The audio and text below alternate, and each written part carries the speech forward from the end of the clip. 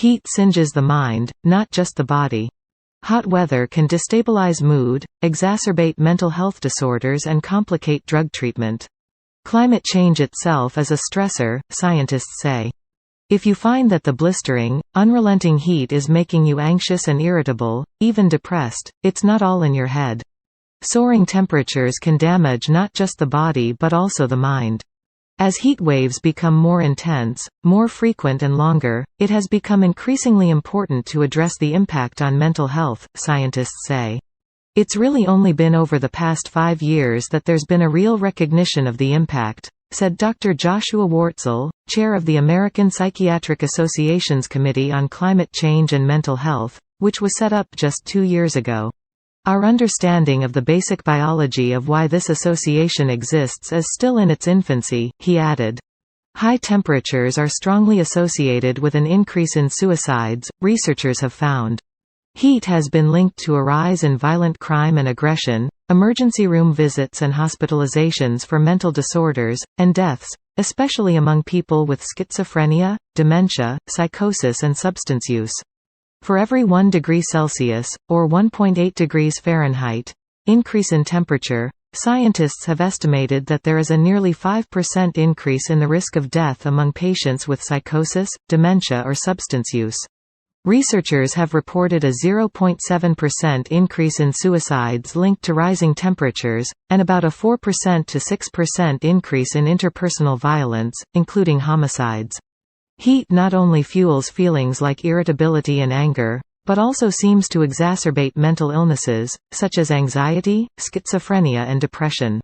Older adults, adolescents and people with pre-existing mental illnesses are particularly vulnerable, as are people who do not have housing or are of lower socioeconomic status.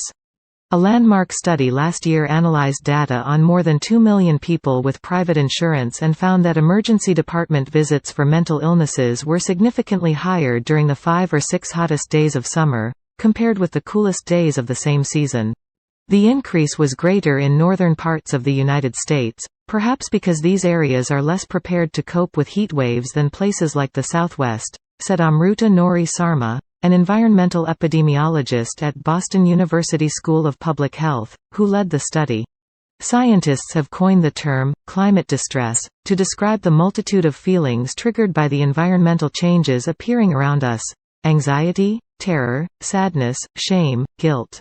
The gap was evident across a range of mental health conditions, including mood and anxiety disorders, stress disorders, schizophrenia, substance use disorders and self-harm.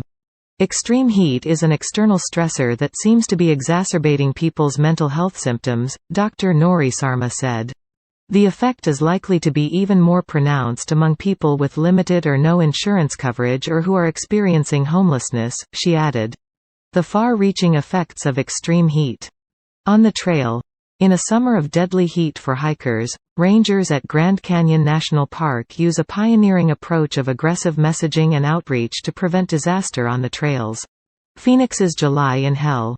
An entire month of temperatures reaching or exceeding 110 degrees has ground down people's health and patience in the Arizona city of 1.6 million. Lost productivity.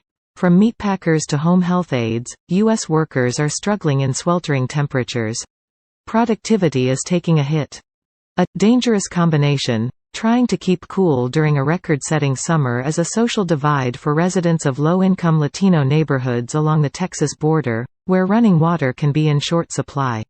Scientists have proposed various biological explanations for the connection between soaring temperatures and mental health disorders. At least some of these illnesses may have a simple origin: disrupted sleep. Room temperature needs to dip below 68 degrees for a comfortable rest.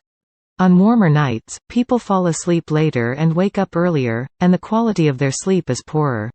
Days or weeks of sleeping in overly warm rooms can not only exacerbate chronic conditions like diabetes and heart disease, but also negatively affect psychiatric disorders, suicide risk, memory, mood and cognitive function. Older adults and women are more likely to be affected. One study found that sleep loss among older adults is about twice as high as among younger people.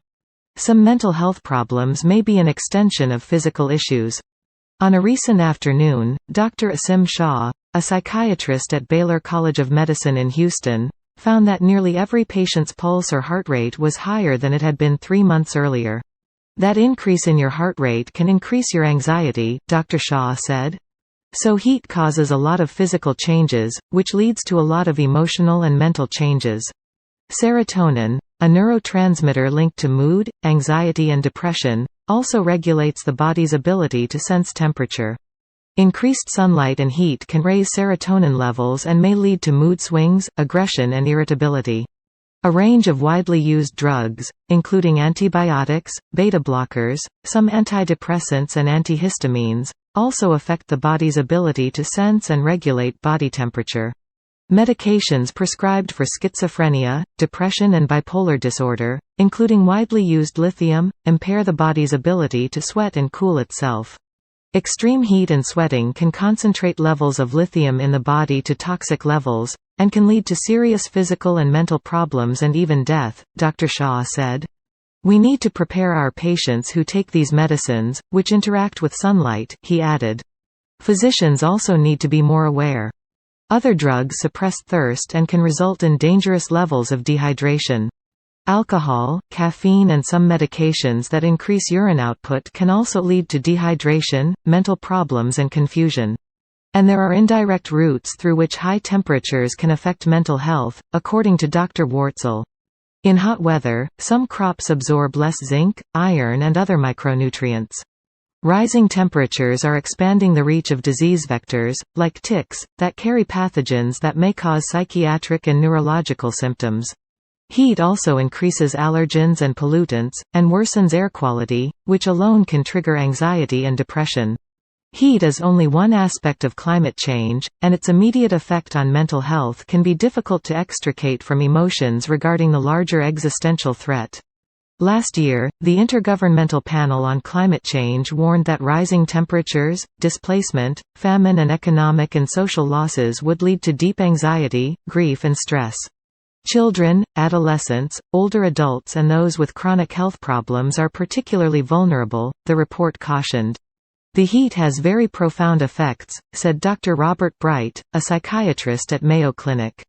This summer, Phoenix, where Dr. Bright is based, experienced temperatures above 110 degrees Fahrenheit for a record 31 consecutive days.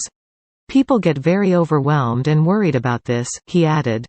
Scientists have coined the term, climate distress, to describe a multitude of feelings triggered by the environmental changes appearing around us: anxiety, terror, sadness, shame, guilt.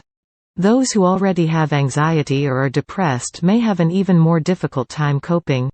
It is unfortunately true that this may be the coolest summer for the rest of our lives, which is unsettling to reckon with, said Britt Ray, the director of Stanford University's program on climate change and mental health. People often turn to cognitive behavioral therapy, medications or other strategies to cope with difficult emotions. But, when it comes to the climate crisis, those interventions fall apart, because the threat is real, not just a matter of perception, she said. Local governments can help people feel less vulnerable and more empowered by planning for long stretches of hot days. Officials can provide information about the nearest cooling rooms for people without air conditioning at home.